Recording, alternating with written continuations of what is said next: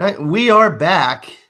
As you can see, the episode is called "The Playoff Dream is Dead?" Because technically we are not dead, Jordan, but for all intents and purposes, if that's how the saying goes, our playoff hopes are dead. And honestly, we have no one to blame but ourselves. Yeah, no, this is a year. Some years it's, if this would have happened, if that would have happened. And you can do that this year. I mean, you can say different things about Tua's injury, a field goal here, a field goal there. But I think that when we fully recap this at the end of the season, we're going to look back and kick ourselves a little bit that we didn't address some needs that we knew we had anyways. Yeah.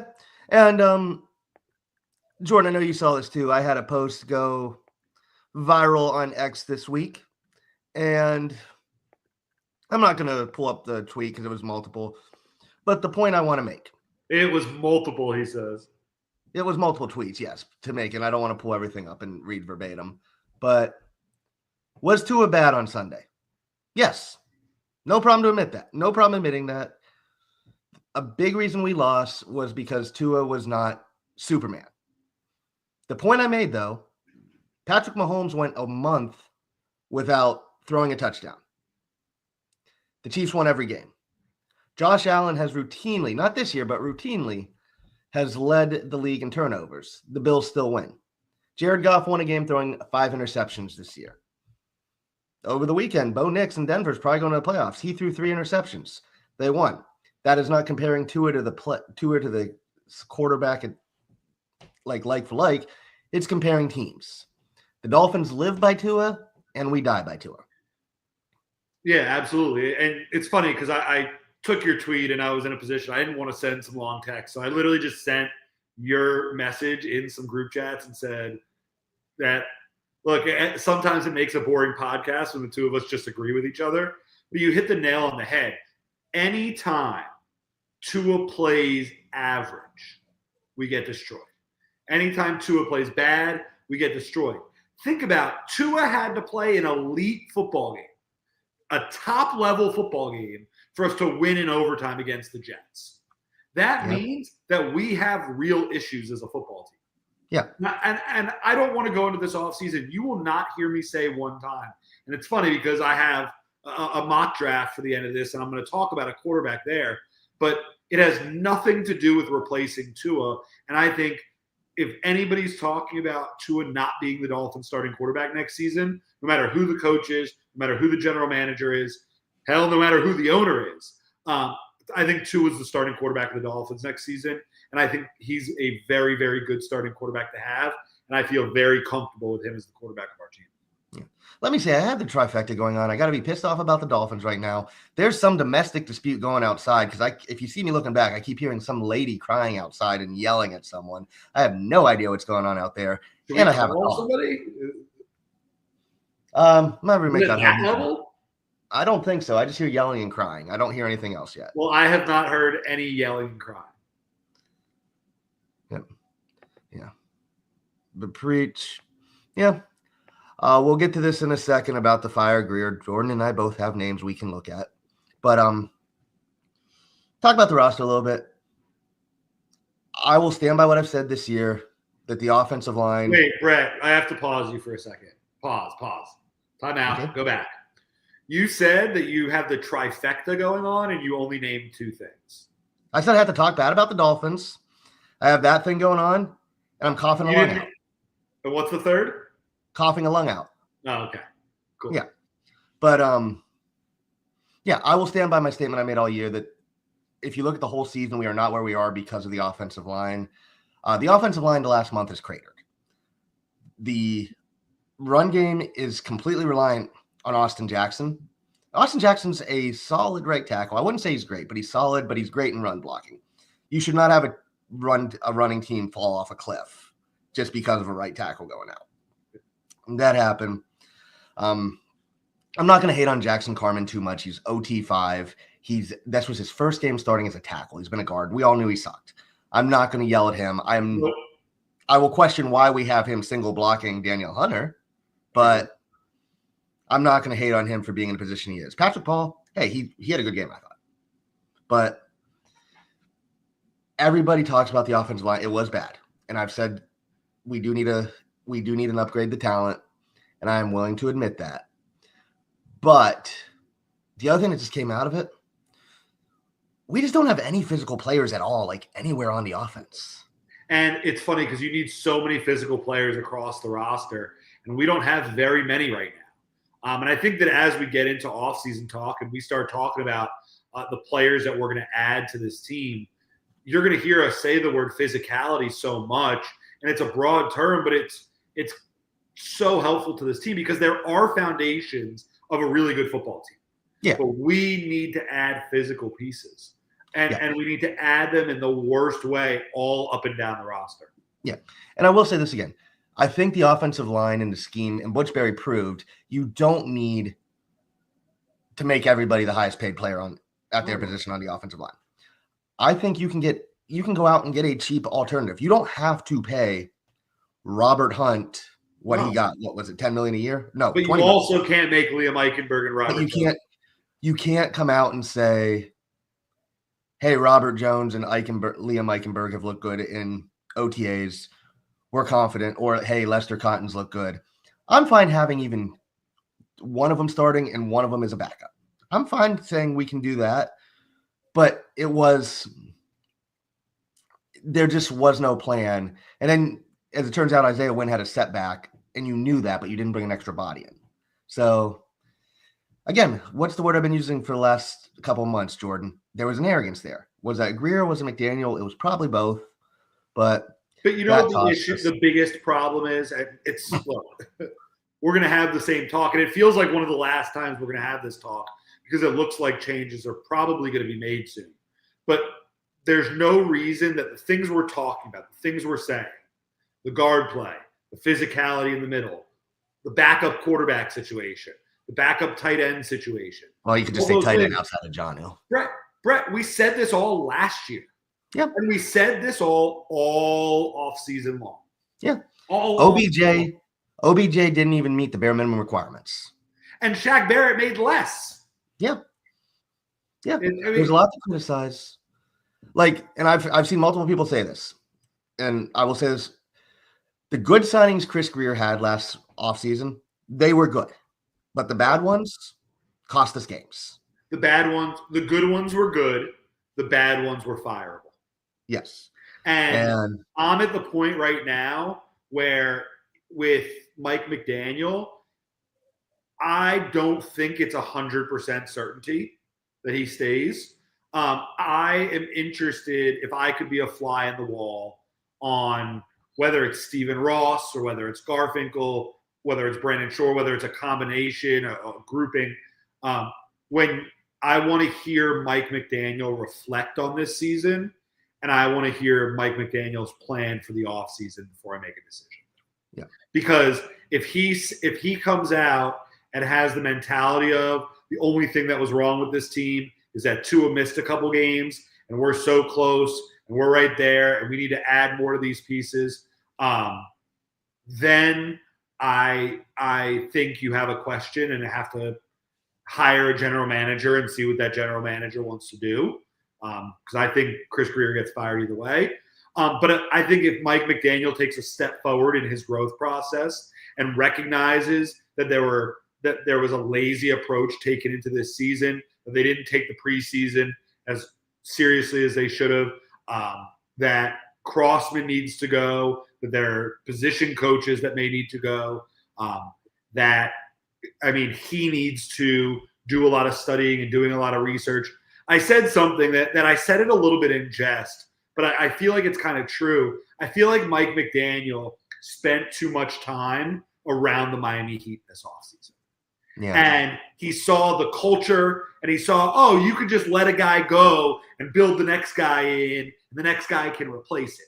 And you build that machine, and the Heat are hard-nosed, and they have their line, and they have no problem replacing guys. But he didn't realize that the Heat spent 25 years. Pat Riley spent however many years. This was something that was built. Yeah. And this isn't something that you just say. It's something that you as a coach have to embody and have to prove first and show that you can do it. and then you can continue it. And on top of that, more importantly than anything, you have to have an eye for talent. And you have to have a guy in the front office as the lead guy, the decision maker, that has an eye for talent. And we've seen since the year 2000, and more specifically since 2016, Chris Greer's not that. And I think keeping Chris Greer would just simply set us up for failure.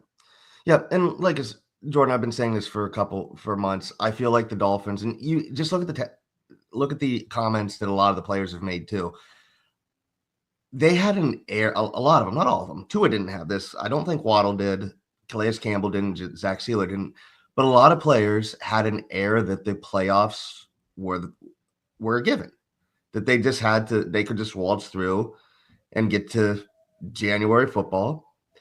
And that's all that matters. And yes, they need to win in the playoffs. It was playoff win or bust. So, Brett, I'm going to stop you there for 1 second because you said something so key. They felt that way. They took a lazy approach into this season. It happened. There is nothing that this group of grown men can do to change what just happened over the last 15 weeks. Nope. But if they can recognize and put their heads down and go back to work and work to rebuild this, I'm comfortable with this group coming back. Yeah. I'm comfortable with changes being made, but this core still has a lot of potential. Yeah. I don't think it's a full-on tear down, but we do need to add some like wide receiver. You need a big body. Like we don't have it. Cheetah's great. And let me just say this. I know there's a lot of talk. Yep.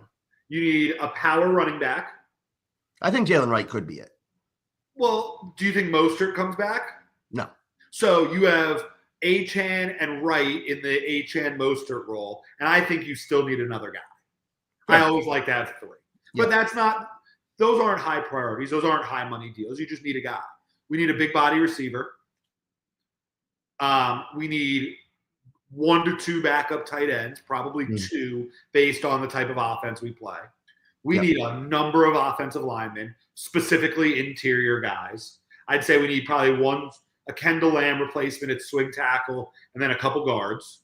One of those guards being able to play backup center. Yeah. Although I will say this, I do think Keon Smith could be one of the swing guys. Okay. You need interior defensive linemen. Specifically, I think 1 to 2 nose tackles. And you need somebody that's going to replace Calais Campbell. Yeah. You need probably 1 to 2 middle inside linebackers. Yeah. You need probably a corner and 2 safeties. Yep. That's a lot. Yeah. It is a lot, but you don't have to get all of them at once. No, you don't have to get all of them at once. But they're all holes today. If you get the right chemistry, you can get around with that. What I was going to say, too, to go back to the physicality, I know there's a lot of talk about Tua's interceptions. I said to start it off, he played bad. Whether you want to say Tyreek ran the wrong route or not, I am willing to have that conversation. He still played bad, whatever. Move on. But the last interception, Tyreek has to come down with that ball.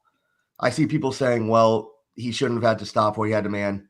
He had both hands on the ball. Stingley took the ball away from him when he was bringing the ball down. And I'm sorry, if you're a $30 million wide receiver, got to make a tough play. It can't all be right in front of you outrunning the defenses. Agreed. So got to do that. And I honestly think play that most of the top receivers in the league make.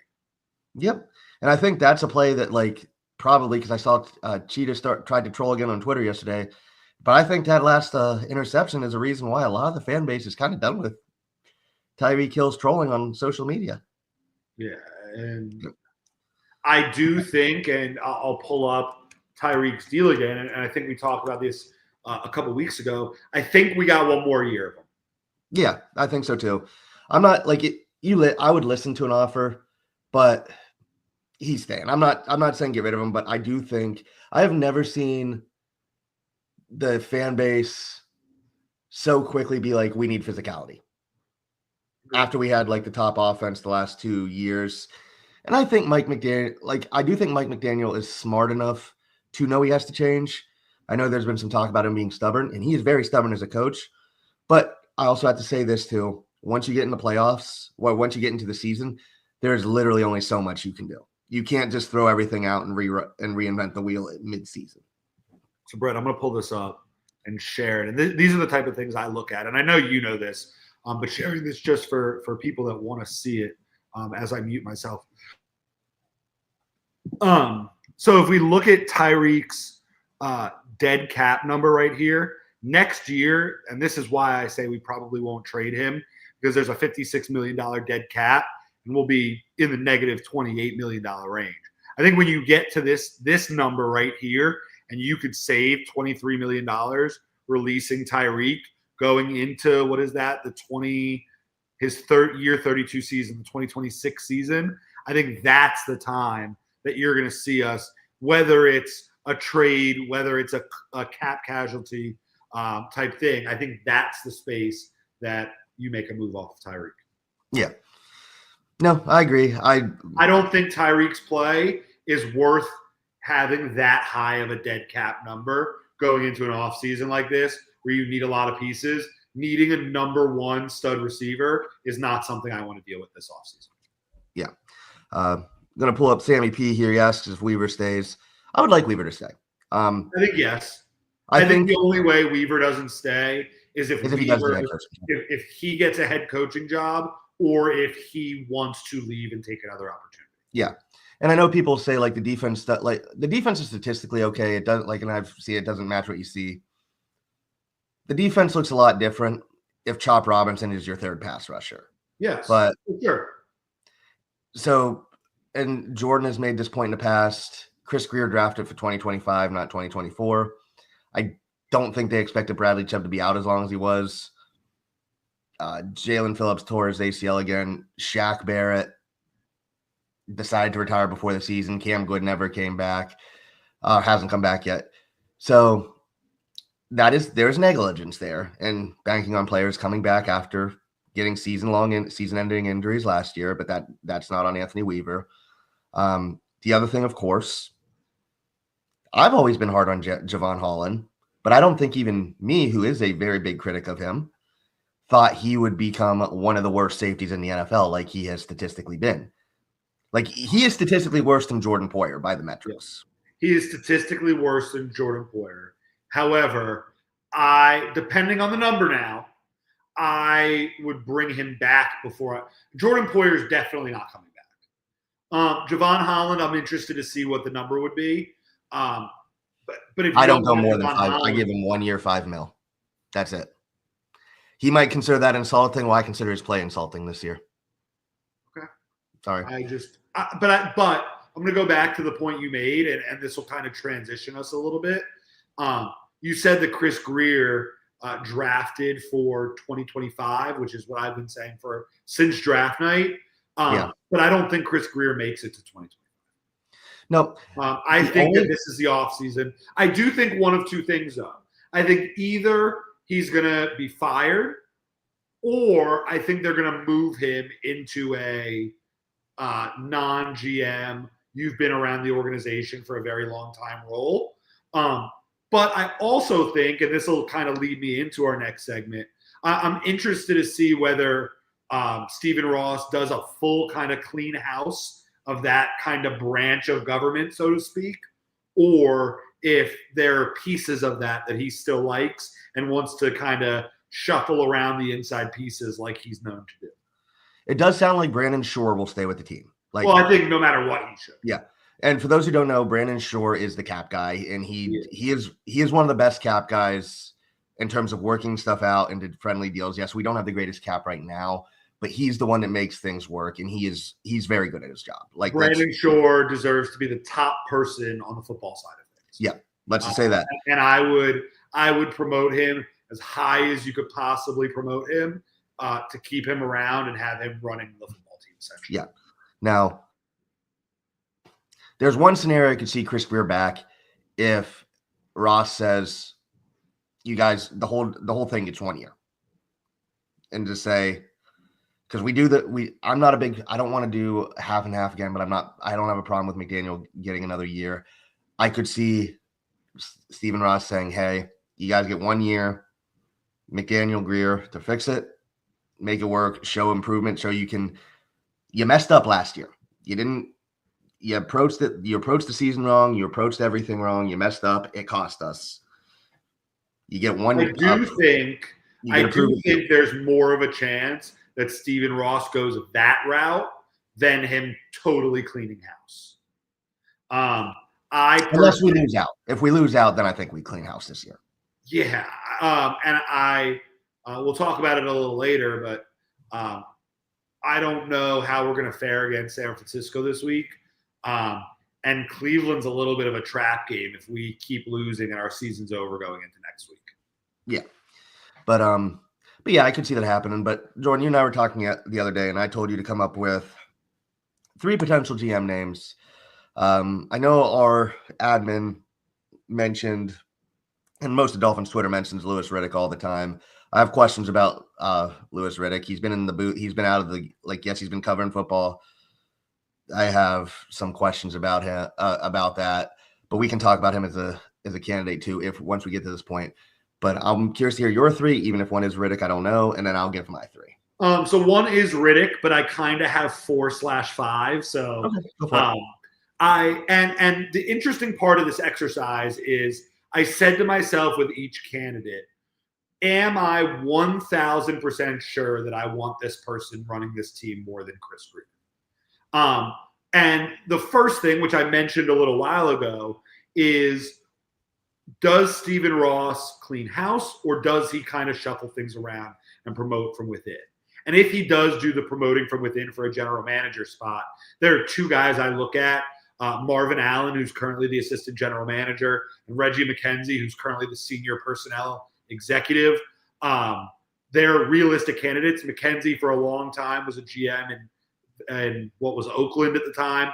Yep. Marvin Allen's been an assistant GM for a while. Has spent a lot of time in that role. But it's interesting to we don't know the behind the scenes to know how much of an impact they're for what Chris Grier is doing. They're against what Chris Grier is doing. But just looking at the inside of the Miami Dolphins from this person makes sense and could possibly be promoted, I think that those are the names. And out of the names I'm going to give you, because now I'm going to get into my 3, those are probably my least favorite of the names. Mm-hmm. I just wanted to get those out before I get into it.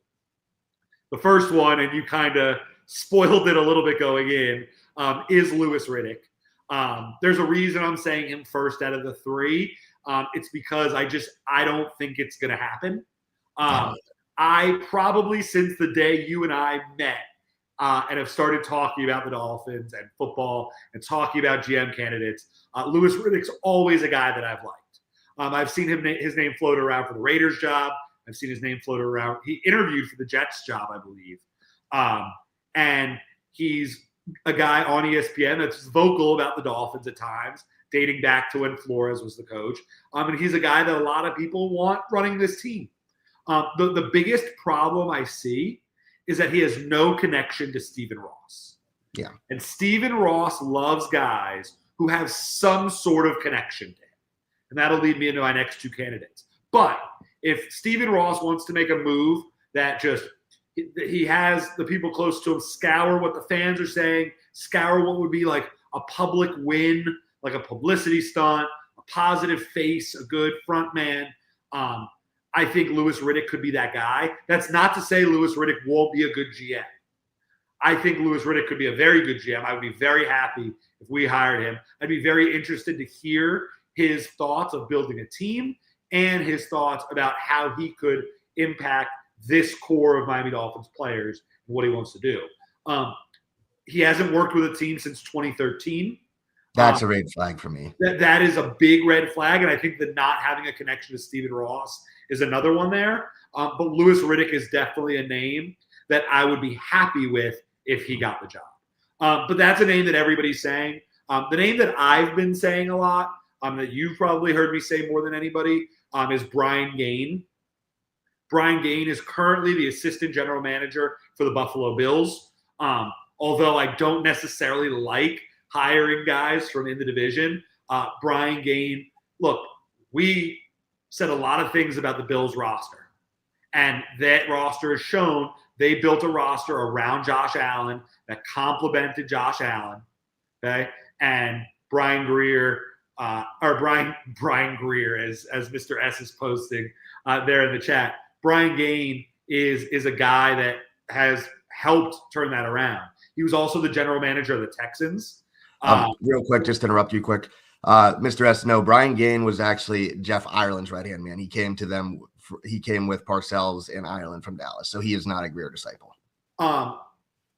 When he was fired from Houston, I know there was behind-the-scenes stuff that happened. I don't want to speak on a situation that I don't know, but it seemed to be baseless from all the reports that have come out later after the investigation.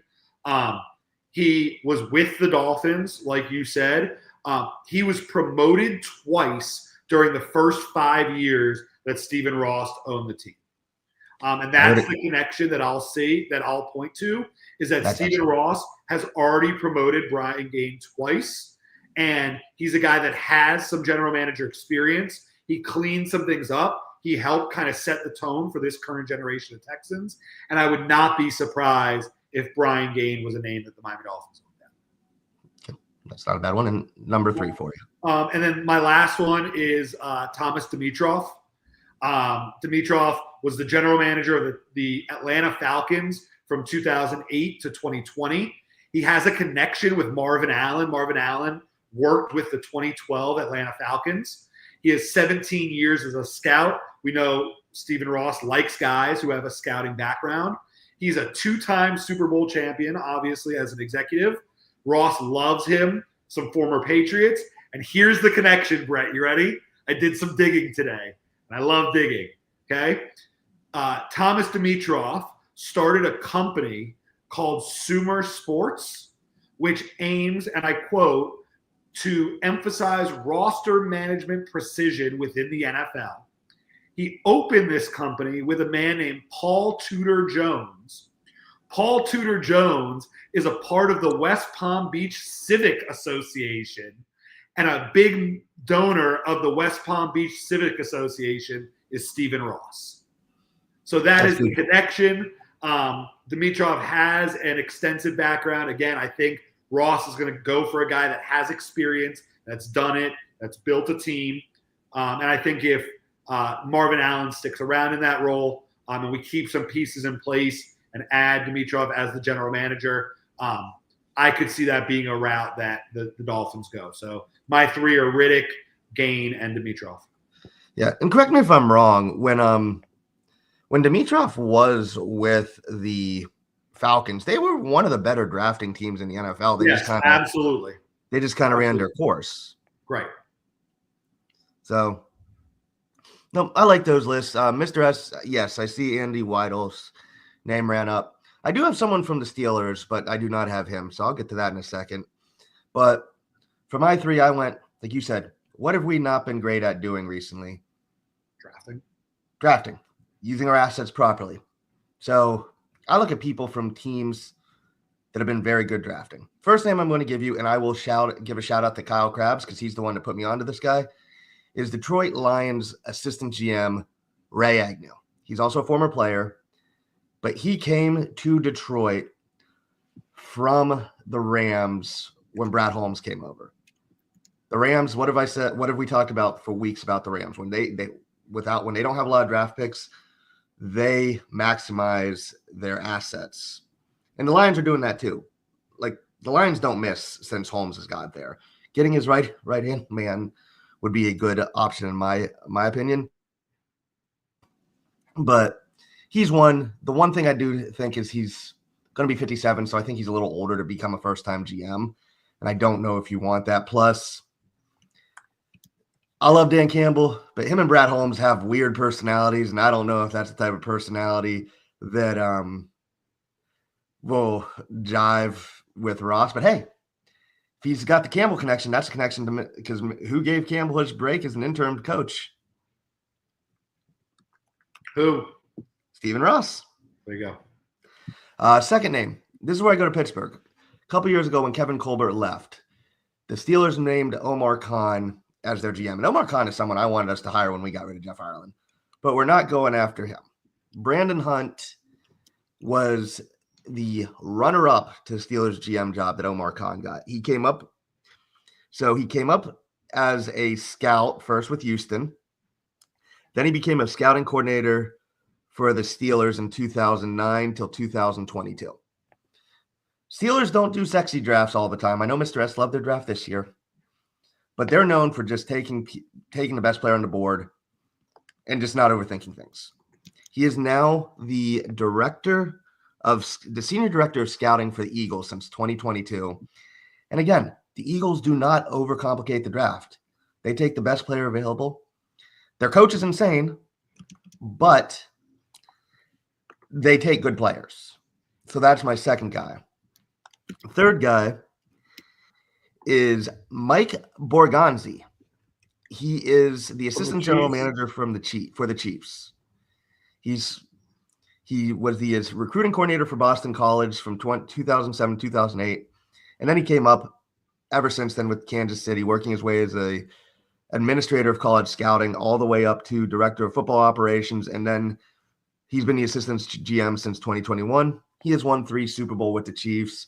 Again, the Chiefs do not overcomplicate drafting, and that's why they get more hits than they have misses.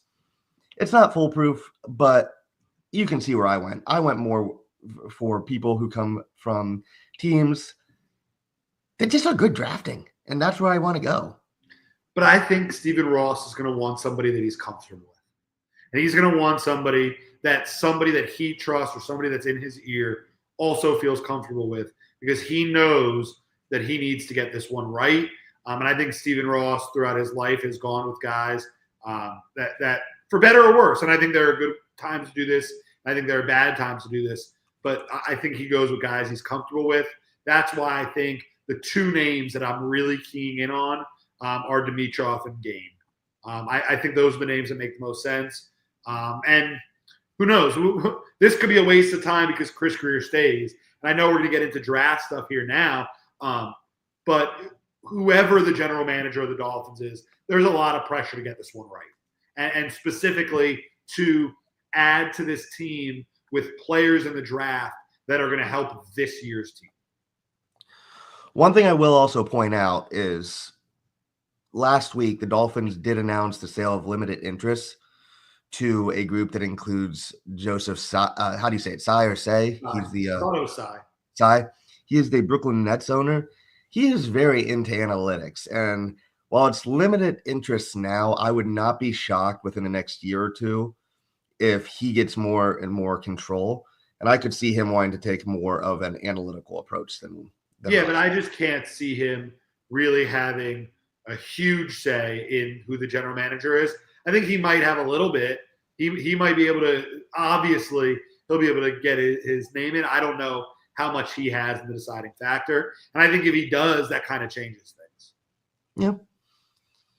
And Jordan, it's probably a part we don't really want to talk about too much, but we said we would. We lost.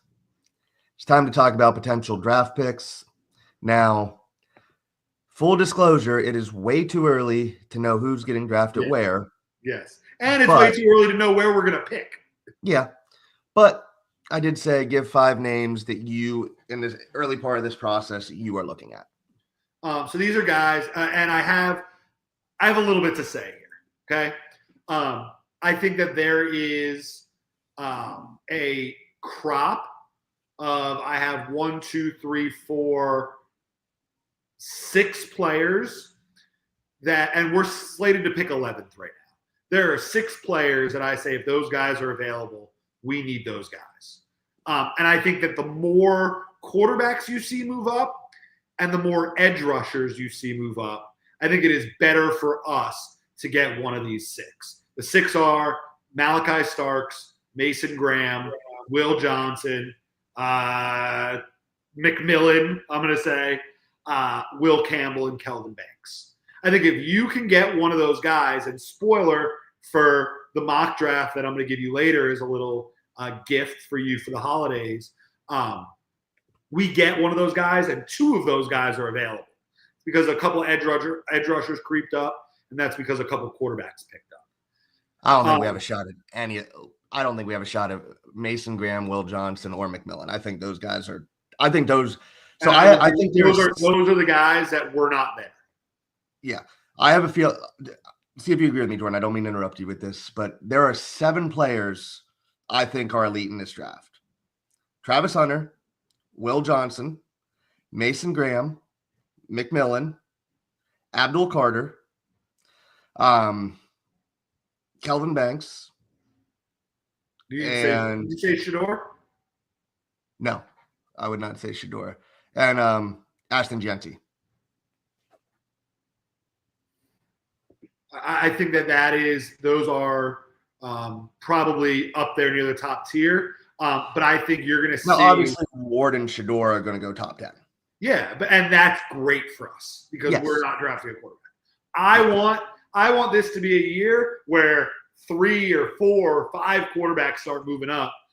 Because if we're picking at 11, and look, as much as I love us, and I'm going to root for us to win, but I'd much rather be picking like in the 9 to 11 range in this draft than the 14 to 16 range. Yeah.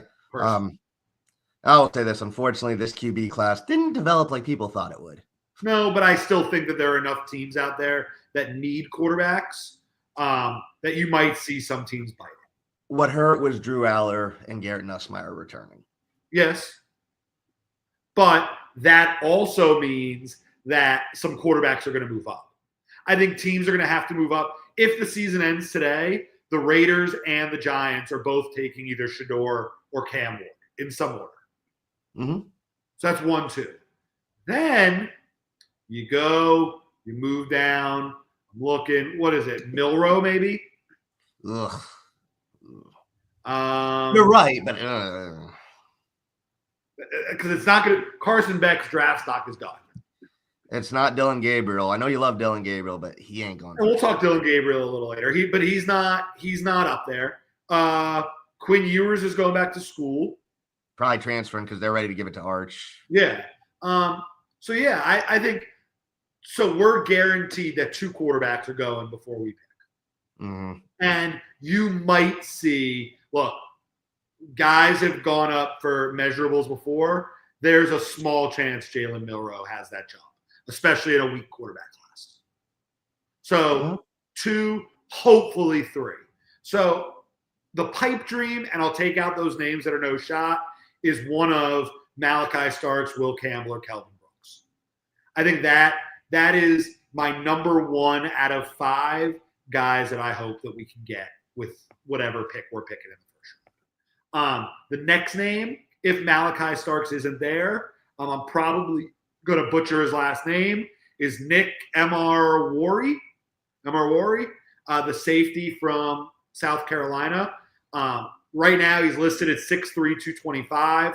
He's a versatile guy. I think he's going to be a size, speed, strength guy that we talk about as a really high RAS type guy that ends up flying up some charts. Now, I don't know if he's a guy we're going to pick at 11, but if we win a couple of these games and get kind of down in that 15, 16 range, I could see that as a sleeper name that you see go around our team.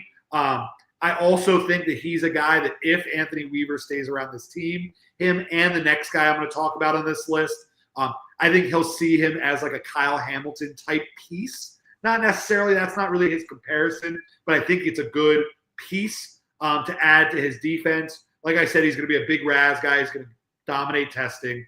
And I think he could be a guy, if we're out of the Malachi Starks range, that you could see us begin to target. Yeah. I don't know anything about Makubis, Mr. S. I've seen him play a couple games. He looked good to me, but I really haven't paid much attention to him, so I can't really give an opinion. The next name that I'll give is the name I gave last week, Siobhan Revel Jr., cornerback from ECU. Again, 6'3", long. He's coming off an injury like we talked about, which makes him, if Chris Greer sticks around, the perfect fit.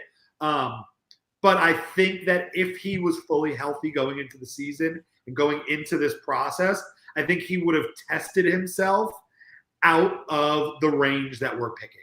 And I think that that's a good quality of a guy to have. Again, he's going to be a guy that dominates testing. And I think he's a guy that if you're looking for a guy for Jalen Ramsey to mentor and a guy to be our number 1 corner moving forward, if Chris Greer is going to play the game, draft for somebody that's possibly the best player on your defense in 2026, I think this is a guy that there's going to be a staff that falls in love with this guy and takes him pretty high. And I wouldn't be surprised with the needs of our team and knowing the way, depending on the way we attack the offseason, I could see him being a guy that makes sense. And like Mr. S said, he's a really hard hitter, and he's a guy that's going to add physicality to the secondary. Yep. Let me say this. If we lost out, and you could guarantee me if we lost out, we could get one of Mason Graham, Abdul Carter, or Will Johnson, I would take it. Yeah. I would take it. I don't – look, I love Abdul Carter. I would take him if he's there. I don't think it's the biggest need on this team right now. It isn't, but I think it'd be funny to have Ghost on and let him talk about Chop Robinson if we drafted Abdul Carter. But I would love to be in the – I'll call it the Will Johnson, Mason Graham, Malachi Starks range. And I know there are people out there going, oh, why aren't you talking about the offensive linemen? I don't know if the answer for this team is to draft one of those top guys. I love a guy like Tate Ratledge, who could potentially be a second-round pick, a guard. Another guy who I'm spoiling a little bit that I'll talk about a little later, Gray Zabel from North Dakota State, is a guy that could play all over the offensive line. I think there are guys that we can find scheme-specific to plug in. I think whoever you're getting in the first round with a premium pick that we're going to have has to be a guy that could be a superstar X-Factor type player. Yep. So with the five names I picked, I assumed we were going to probably be picking. I stole two more. Oh, you do? Sorry. Go ahead. That was three. No, you assumed we would be picking where? Between 15 and 18. Okay. The next name I have on my list is actually two because I can't just give one at a time. The guy I really want is Luther Burden. That's the guy I really want. Okay. And you're going to hear me talk about Luther Burden 1,000 times between now and April. I've been really high on Luther Burden. The drop off from Luther Burden to the next wide receiver is very large. Yes, very large. And I'm going to talk about who I feel is possibly that next receiver. But Luther Burden is, I want to give light to kind of the next guy because I'm so high on him that I almost think there's a chance he gets into one of those top upper categories that we're talking about this in April. We're saying, wow, we'd be lucky if he fell to us. But the guy I want to talk about is Trey Harris from Ole Miss.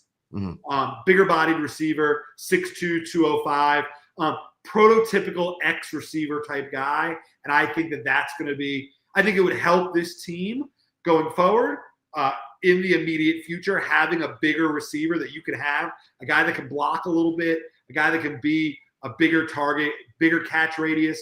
But I also think he's a guy that would pair really well with Jalen Waddle going into the future. I think he would be a guy, look, I love Chop Robinson. I'm happy we have Chop. I think Brian Thomas would have fit so well on this team. I'm not saying Trey Harris at all is Brian Thomas, but I think he would plug into kind of that position that we would have kind of carved out. That's one that we really desperately need to add to take this offense back to where it was last year. The last name I'll give, and I know it's going to be one of your names, is Kenneth Grant from Michigan. Mm-hmm. Look, if we're picking in the 11 to 13 range, it might be a little high. But when you're that big, you should not be that athletic.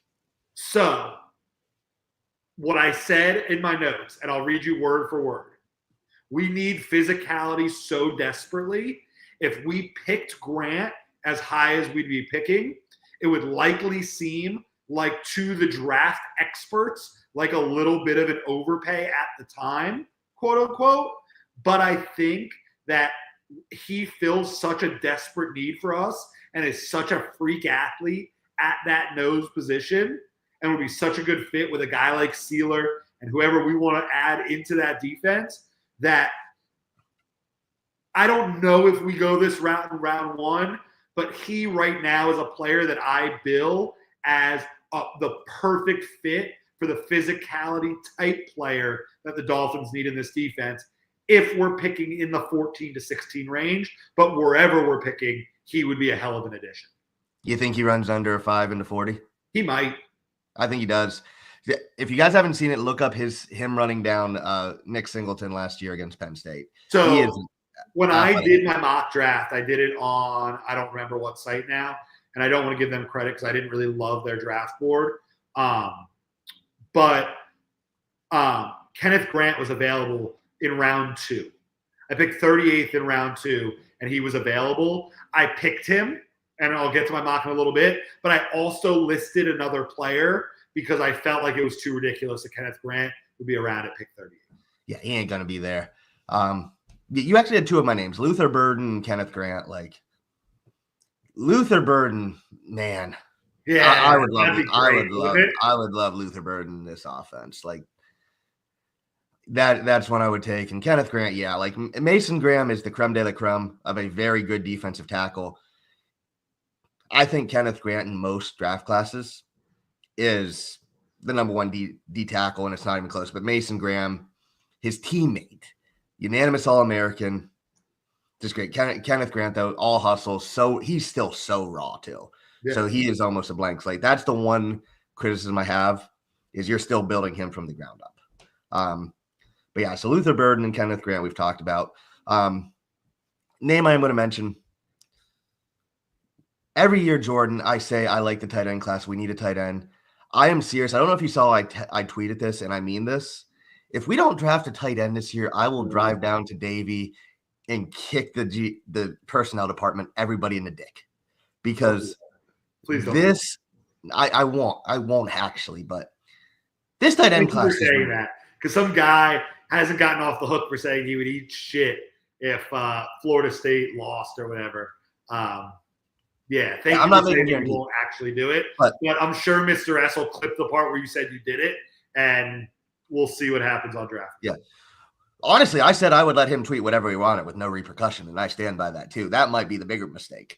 But but this tight end class is ridiculous. I know Mr. S loves Luke Lackey or Lachey, whatever his name is, from Iowa. He is number 7 tight end at minimum, and that is not an insult to him. They're just that good. And Ty Warren from Penn State, he finished 7th in the Heisman voting. He's a better blocker than given credit for. He took quarterback snaps. He's wildcat snaps. He snapped the ball. He was the center for his play, caught the touchdown on the same play. He runs. He literally played everywhere on the offensive line. He's physical. He's 6'6". He's the type of player, especially if Mike McDaniel's here, you just want – and he is so good. And, like, I love Colston Loveland as a Michigan pro, but Ty Warren is so good. Honestly, I'm not usually for drafting tight ends early. If we're at 13 and some of the D tackles are at the board, I consider him at 13. He's that good. But this tight end class, we're going to familiarize ourselves with this tight end class quite a bit, Jordan. Yeah, for sure. And another name that you didn't throw in there, I don't think you said Harold Fannin, did you? No, and NFL Draft Buzz, which to me right now is the best when it comes to I love NFL Draft Buzz. Draft Buzz. They have Fannin as the number 1 tight end. Yeah, and I think he's going to be a guy. I think his size on paper is going to kind of make people throughout the draft process say that he's not a good blocker and he's not as physical. But the little bit that I've watched on him, I see a guy who's definitely willing to block. And I see him as a guy that would definitely be maybe not as high of a pick as Loveland and Warren, but he's a name that if he's available in the second round, you're going to see people put him in some mocks for the Dolphins in the second round for sure. Okay. Now, my next 2 names are going to both be offensive linemen. One is a name I did not love until I started looking at him as a guard, and that is Will Campbell. And bear with me as I fix my camera real quick. Whoa. Yep, there we go. So Will Campbell is offensive tackle for LSU. He was getting mocked as a top 5 pick most of the preseason and most of September. When we did the Seattle episode with Rob Staten, sorry if I mispronounced your name, Rob. Good guy, definitely support him. He says he doesn't see it with him. When you look at him as a guard, he projects really well to guard, and I think that's why he'll fall. So he is someone I really like as guard. The next name is someone that I became very familiar with in the Big Ten. It is someone I know both Jim Nagy and Cameron Wolf love. And I think right now, he may not be a first-round pick on most boards, but I think he's going to sneak in there. And that is Purdue offensive tackle Marcus Mbo. He plays all over the line. He started at every position but center for Purdue. He's super athletic and he projects really well.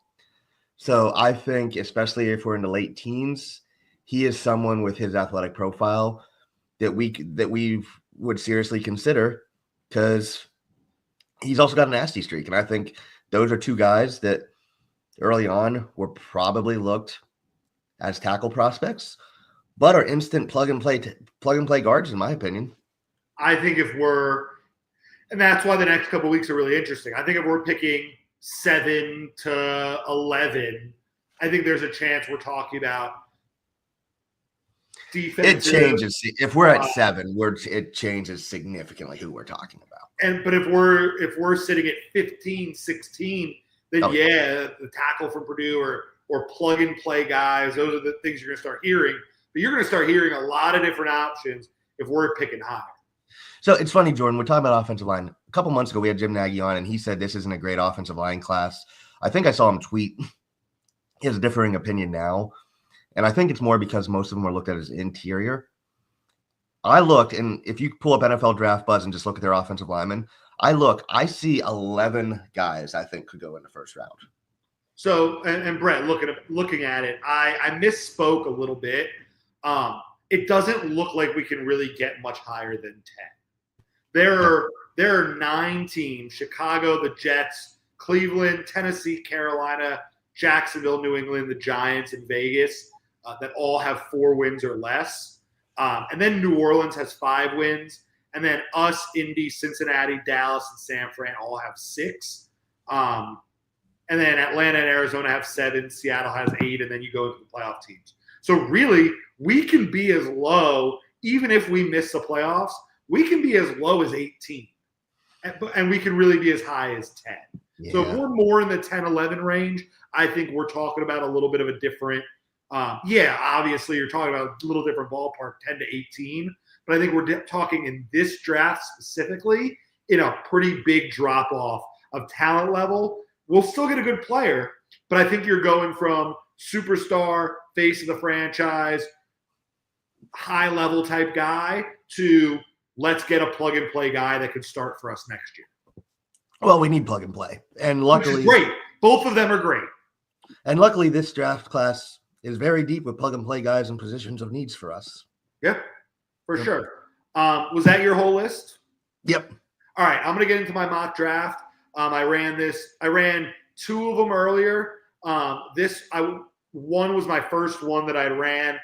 So I was just looking more at the draft board. I kind of got a feel for who was available. And then I ran a second one, and I did it through 4 rounds. I have a bonus 5th round pick. We have a couple of 5th round picks. I only made the first one because I was busy doing things. The first round, we were picking 11th. I ended up getting Malachi Starks at 11th.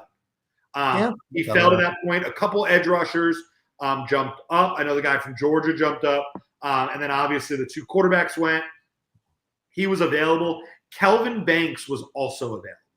So I put as a side note there that if Malachi Starks wasn't available, I think one of Kelvin Banks or Will Campbell will be there. I think this is a draft where I don't think there will be so much offensive line play high in the first round. I think we'll be right in the range it starts. I think one will go before us, and then one will go right in our range. So I went Malachi Starks in the first with Kelvin Banks as the backup option. Now Banks can play guard. I agree.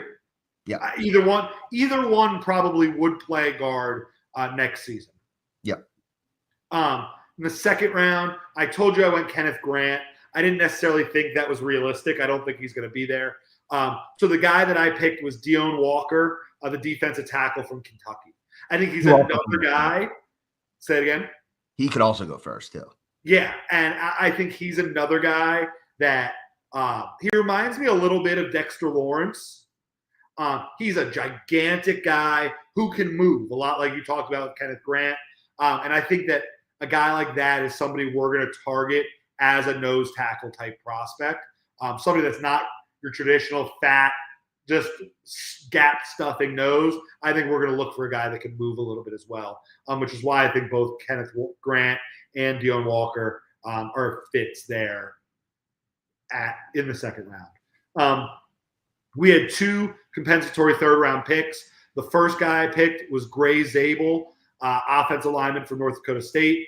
He played 4 different positions at North Dakota State. I'm sure that as we get close to the draft, he's a guy we're going to talk about a lot. I project him in this to start at right guard for us next season. And he's the guy I took there. I think it was the 98th overall pick. We had 98 and 99. And with 99, I took Lander Barton, linebacker from Utah. Has good size, 6'4", 235, rangy, can cover tight ends, can do a lot of things. And I think that he's a guy, when you're talking about 100 picks into the draft, that we see can come in, can play some special teams, and can also impact our linebacker core on the inside of our linebacker core early on. Then my 4th round pick was Terrence Ferguson, tight end from Oregon. I know that he's another guy that you like. He's another guy that's a physical blocker, can do a lot of things, has really been an asset for an Oregon offense that's the best offense in the country right now. And I think that Terrence Ferguson's a guy that if he's available in the 4th round, especially if the Dolphins don't take a tight end to this point, I think he's a guy that you could definitely see making a lot of sense there in the 4th round. And then my bonus 5th round pick, I listed 2 names. Dylan Gabriel was available, so I obviously took him. I think that he, and again, we'll talk about it as we get closer, is a very good fit if we're looking for a backup directly for Tua in Mike McDaniel's offense that can do similar things, that can learn, that can make similar reads. I think Dylan Gabriel's a guy. He has some athleticism.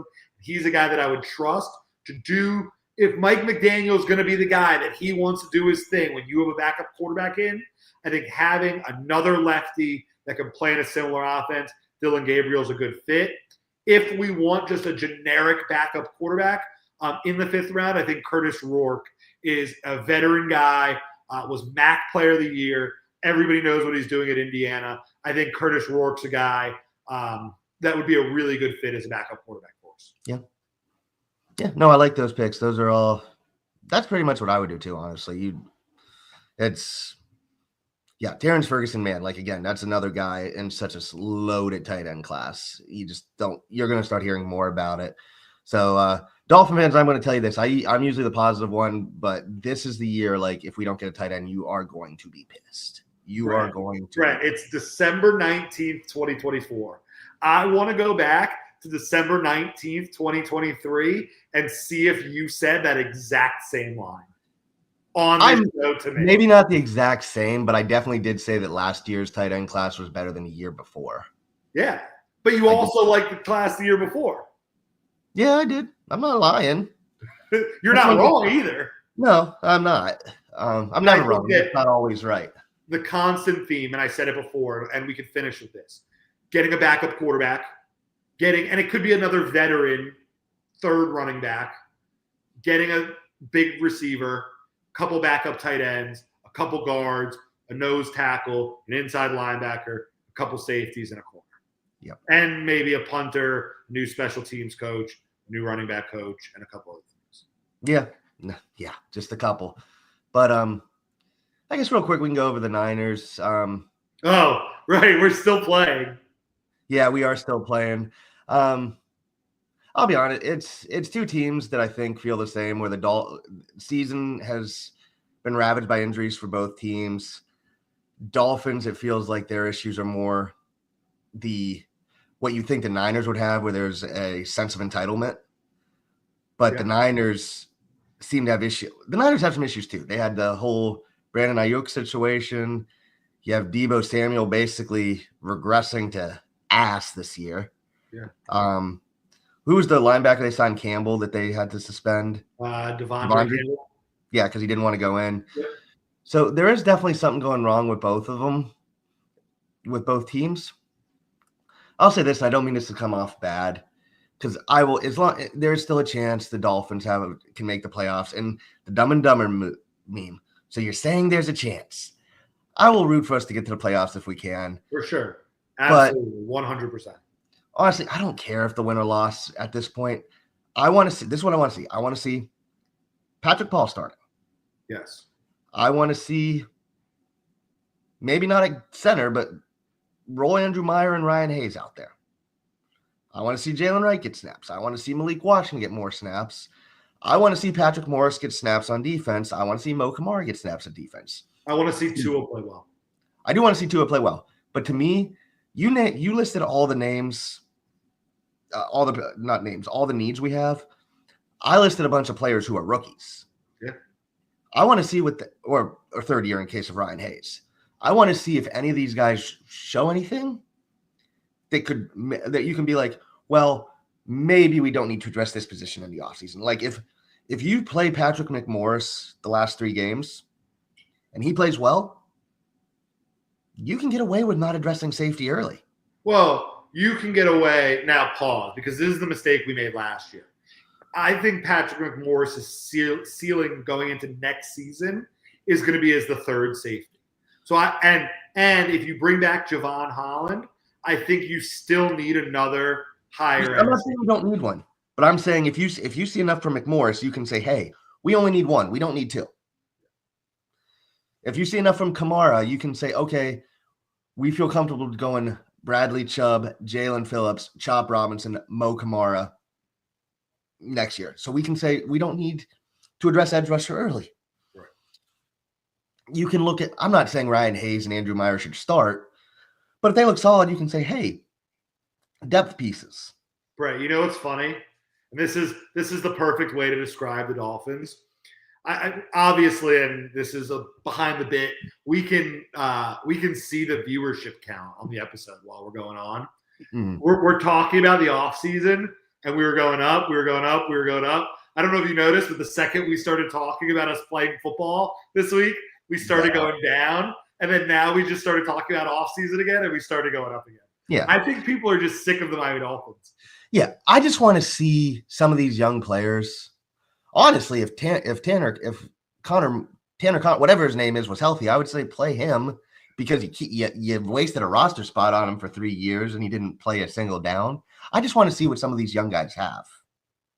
All right, so let me ask you this. Do the Miami Dolphins win this Sunday? After you call. Are we home or away? We're home. I think we do. I think we win. Yeah. I think we win. I think we win, I don't know, 30-24. I'll say 2017. 30-24, I'll say. Yeah. Look, I think we give up 4 sacks, though. We win because next week there will have to be a little bit of a chance that we make the playoffs. Yes. I don't think that this is the week the Dolphins get fully eliminated from playoff contention. Yeah. Well, I believe tonight's game is one that affects us, isn't it? What is tonight's game? Denver at San Diego. So if the Chargers lose tonight, we cannot be eliminated. We want the Chargers to win because there's more of a chance of the Broncos losing out, right? Is that what it is? I think we want the Chargers to lose. Yeah. If you want to make the playoffs, I think you want the Chargers to lose. No, but I thought that yes, you want the Chargers to lose and then the Broncos to lose out. But they play each other tonight, so the Broncos can't lose out. Or are you saying lose out after this week? Yes. Yeah. Yeah. Look, I want to be clear about one thing, Brett. Yeah, I want the Dolphins to make the playoffs. I do too. You want the Dolphins to make the playoffs. I would love to come back. I've told you already I'm going to be gone for a couple weeks. I would love to come back at the start of the year and we're right in the thick of things. We're talking about whoever we're playing and wherever I'm going to be flying for a first-round playoff game. But I don't know if we dug ourselves a hole. Yes. We lost games we shouldn't have lost out of arrogance. Let's be clear. Arrogance. Yes. Because as great as Tua is, we should not be an 11-point per game team without him. So we lost all margin for error. I agree. So I would love for us to get in the playoffs because anything can happen. But to me, at this point, the season is all about seeing the young guys, see what you got for next year. I agree. So, and if you do that and win some games, hey, that's awesome. That's great. But I do think that is a great time to end this episode. Everybody, I hope you all have a Merry Christmas if you celebrate it. Happy Hanukkah, Happy Kwanzaa. Every holiday you have, enjoy time with family. Enjoy the college playoff this weekend. Yeah, Brett. We got 4 games. You want to impromptu 1 hour and 5 minutes in? You want to pick these games really quick? I'll give them to you. I'm giving them to you rapid fire. You ready? You got Indiana, Notre Dame tomorrow night. Who you got? At Notre Dame. Snowing. You're muted. You're muted. Indiana, Notre Dame. Who's Brett got? Notre Dame. Brett has Notre Dame. Jordan has Indiana in an upset. Brett, SMU at Penn State. Penn State. I got Penn State as well. Clemson at Texas. Texas. Tennessee at Ohio State. I'm taking Tennessee. Who you got? Fuck the Buckeyes. It's Tennessee. Tennessee. If Tennessee wins the game, does Ryan Day get fired at the end of the game? He should, but he's not because the boosters already said they're not going to help with the buyout. Well, there it is. Brett, anything else? Who's your national champion? Oregon. I'll go Texas. All right. Anything else, Brett? Nope. Happy holidays. I will see you. I don't know what Brett has planned over the next couple weeks, but I am going on a much-needed vacation for a couple weeks. I look forward to seeing you all in the new year. Thank you for all the support in 2024. I hope for nothing but positive 2025s for everybody that is on here right now. Thank you to all our producers, to all the social media people that make this happen. Brett, Jordan, Brett, sign us off. Night, everybody.